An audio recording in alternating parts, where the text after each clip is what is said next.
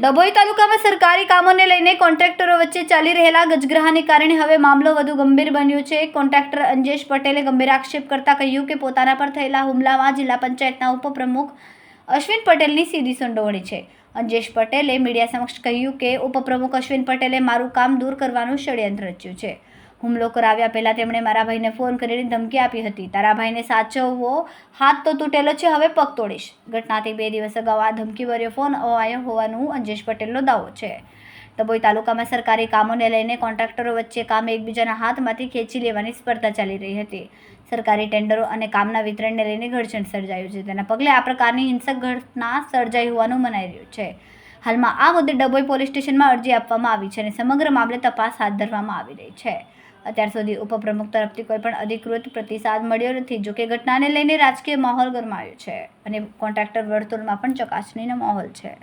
આજે એવું હતું કે 11 વાગે હું કુબેર રાજા કરનાળી દર્શન કરવા ગયો હતો। ત્યાંથી આવીને સીધો 12:30 આસપાસ હું ડભોઈ તાલુકા પંચાયતમાં આવ્યો અને ત્યાં મેં ગાડી પાર્ક કરી મારા મિત્રો સાથે હું વાત કરતો હતો।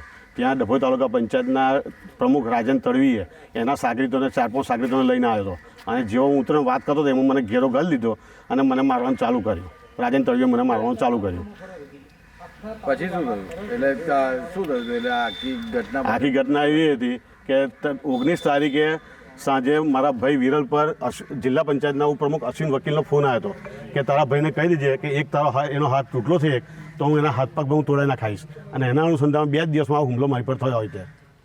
શું માગ છે તમારી? એટલે મારી માગ હું પોલીસમાં ફરિયાદ કરી છે અને મને ન્યાય મળવો જોઈએ।